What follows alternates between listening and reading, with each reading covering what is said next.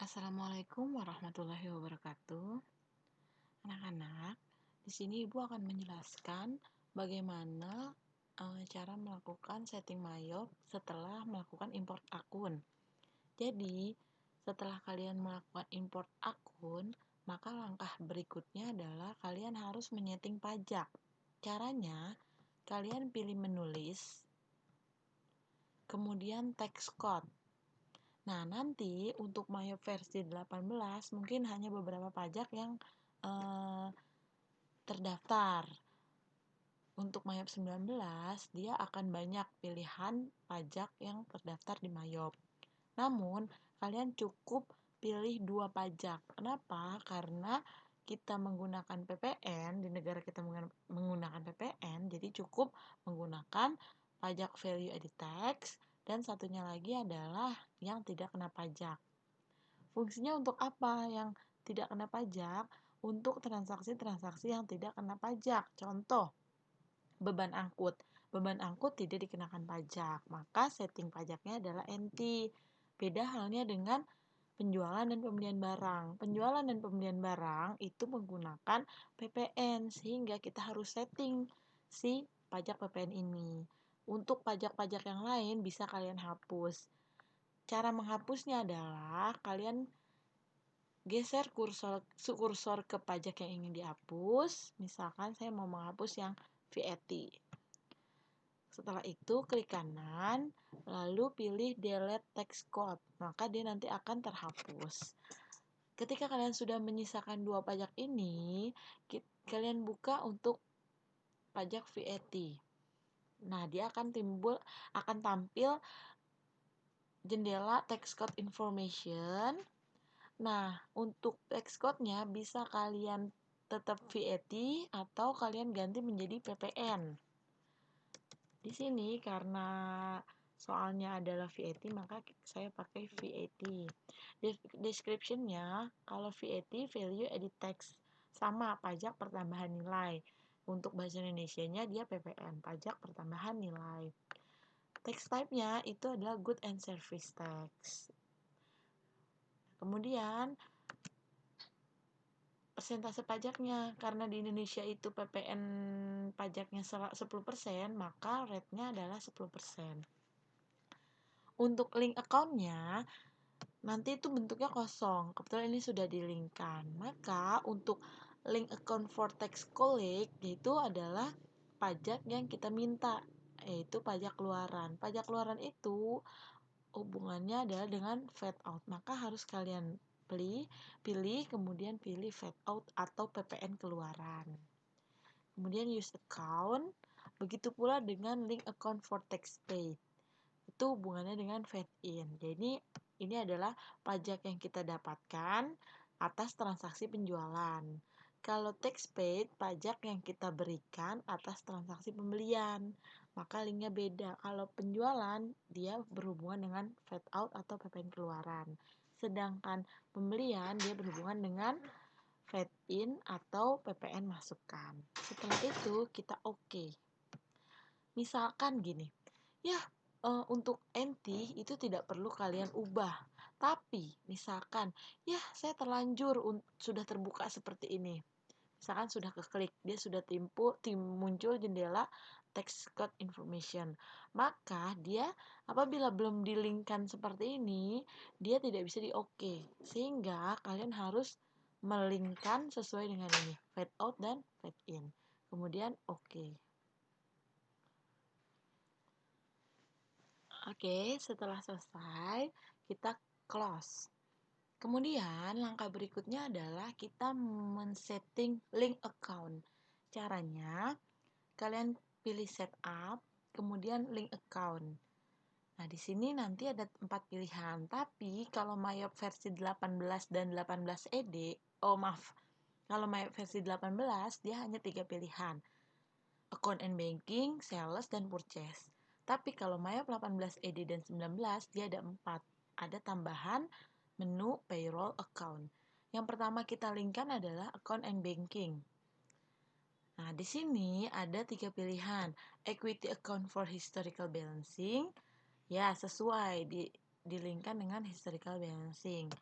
bank account for electronic payment kita linkkan dengan account pembayaran elektronik. Untuk bank account and deposit found, nah kenapa kita linkkan dengan cash in bank? Karena transaksi keuangan kita berhubungan dengan cash in bank, maka kita linkkan dengan cash in bank. Tapi kalau yang perusahaan itu menggunakan undeposit found, maka dilinkkan dengan undeposit found. Jadi tergantung dari kebijakan perusahaan tersebut. Setelah itu kita klik OK. Berikutnya kita link account untuk sales. Nah, di sini ada pilihan asset account for tracking receivable. Jadi dia meminta untuk transaksi penjualan secara kredit atau untuk piutang itu linknya kemana? Karena perusahaan kita mengharuskan untuk memakai account receivable, maka kita linkkan account receivable. Ada juga perusahaan yang menggunakan trade debtor. Nah, maka linknya akunnya trade debtor. Jadi tergantung kebijakan perusahaan itu sendiri. Untuk bank customer receipt juga sama. Kemana? Akun apa yang kita gunakan ketika ada penerimaan uang customer receipt? Nah, karena di sini apabila kita ada penerimaan uang langsung dimasukkan ke cash in bank, di jurnal ke cash in bank, maka linknya adalah ke cash in bank. Kemudian di sini ada 4 pilihan yang harus kalian checklist atau tidak.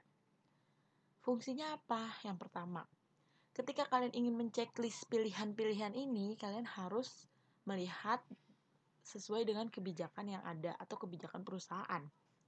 Contoh ya, kita mulai dari yang pertama. I charge freight on sale. Saya memberikan cas beban angkut apabila terjadi penjualan.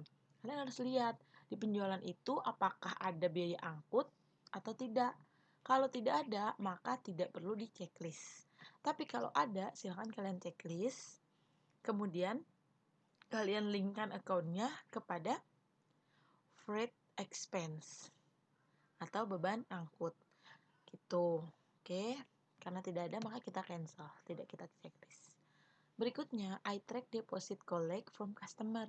Saya meminta deposito kepada customer. Nah, lihat lagi kebijakan. Apabila kebijakannya tidak meminta deposit, DP, down payment, tidak perlu kalian checklist. Sama, apabila misalkan ada, kalian bisa checklist, kemudian linkkan dengan akun yang sesuai. Yang ketiga adalah I give discount for early payment. Saya memberikan diskon untuk yang kecepatan membayar, yang bayarnya cepat. Maka kalian berikan, misalkan dapat diskon 2%, maka kalian checklist, kemudian linkkan dengan akun yang sesuai, yaitu sales discount. Karena misalkan di kebijakan tidak ada, tidak perlu di checklist. Yang terakhir adalah I assess charge for late payment. Saya memberikan biaya atas keterlambatan bayar. Nah, nanti ini hubungannya dengan 3. Kalau bayarnya cepat, maka dia akan dapat diskon, tapi kalau bayarnya lambat, maka dia akan dikenakan denda.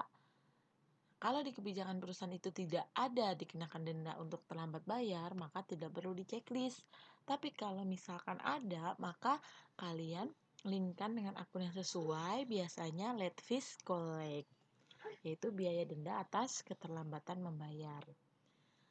Selanjutnya, di bawah ini ada 2 pilihan, health dan term. Nah, ketika kita sedang menjalankan perusahaan, maka kita harus atur juga terminnya di sini atau jangka waktunya. Nah, kenapa atur terminnya di sini? Karena ini akan berpengaruh pada transaksi pada saat kalian menginput transaksi di penjualan dan pembelian.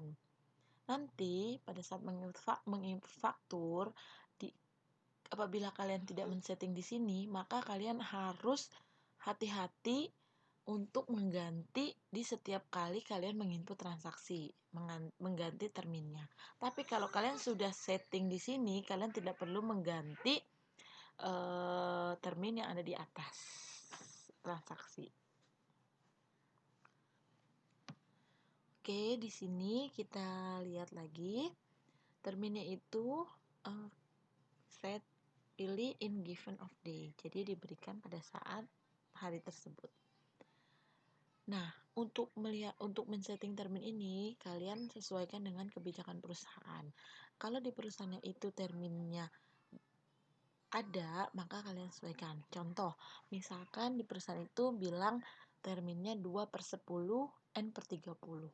Nah, apabila 2/10 N per 30, itu tandanya akan mendapatkan diskon 2% apabila dibayarkan kurang dari 10 hari. Tapi dia batas waktu pembayarannya harus 30 hari setelah terjadinya transaksi. Karena di sini kebijakan perusahaannya itu tidak dikenakan diskon apabila cepat membayar, maka diskon early payment-nya adalah 0. Begitu pula untuk late payment. Karena di sini tidak diminta apabila tidak diminta dikenakan denda untuk lambat bayar, maka dia 0. Tapi misalkan diberikan diskon, maka kalian harus ganti. Contohnya tadi 2/10, berarti diskonnya 2%. Gitu. Kalau sudah, balance due day itu adalah batas maksimal pembayaran N per 30. Kalau misalkan N-nya per 60, berarti batas maksimal pembayarannya adalah 60 hari setelah terjadinya transaksi. Kita pindah ke tax code-nya. Untuk tax code itu VAT. Kenapa? Karena ini berhubungannya dengan sales ya, dengan sales account. Berarti berhubungannya dengan penjualan. Setiap transaksi penjualan harus dikenakan PPN. Nah, untuk yang bawahnya, freight tax code, ini beban angkut. Dan kalian harus ingat, beban angkut itu tidak dikenakan PPN. Jadi harus kalian linkkan dengan NT. Setelah itu, kalian klik OK. Kemudian pilih OK. Selanjutnya, kita setup link account untuk purchase account. Sama seperti dengan sales, yaitu kalian linkkan. Di sini kalau sales itu link untuk piutang, kalau purchase link untuk utang. Maka ketika kita mengutang, kita linkkan dengan account payable. Bisa juga dengan kredit kredit. Nah, tergantung ya, balik lagi tergantung kepada kebijakan perusahaan. Begitu pula dengan apabila terjadinya pembayaran. Maka kita kalau bayar utang menggunakan apa? Karena di perusahaan ini menggunakan cash in bank, maka kalian link dengan cash in bank. Di sini ada 5 pilihan. Sama, setiap kalian ingin mengisi, kalian harus sesuaikan dengan kebijakan. Pertama, saya menerima item tanpa supplier bill. Kalau misalkan ada perjanjian seperti itu, maka bisa kalian checklist. Kemudian, I pay freight on purchase. Saya membayar biaya angkut atas pembelian. Kalau di kebijakan perusahaan diminta bahwa setiap terjadi pembelian kita harus membayar biaya angkut, maka silakan kalian checklist, kalian linkkan dengan freight in, maaf. Akunnya biasanya freight in, beban angkut pembelian.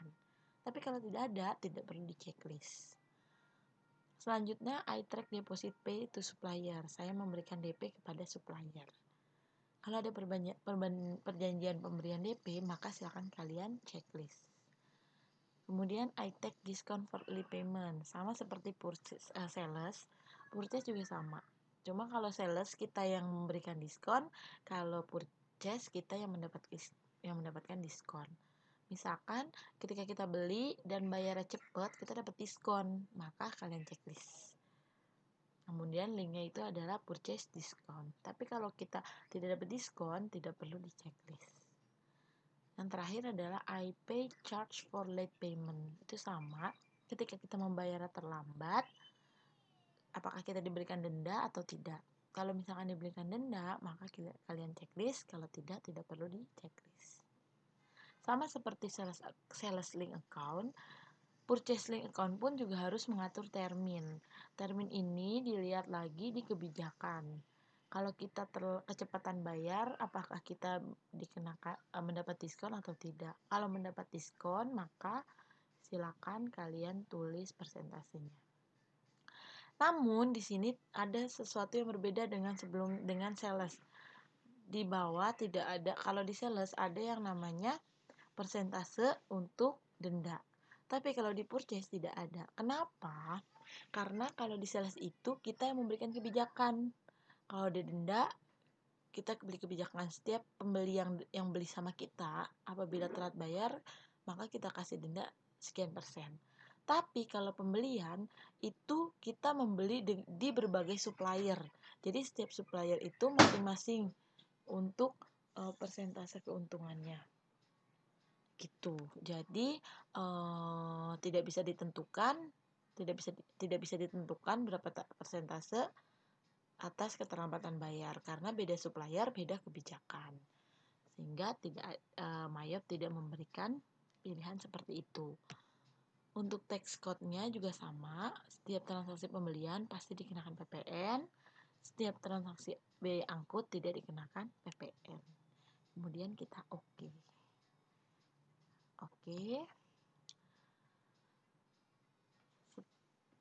Cukup sampai di sini untuk langkahnya. Mungkin nanti akan Ibu sambung video berikutnya dengan langkah setting maaf dengan langkah menginput saldo awal.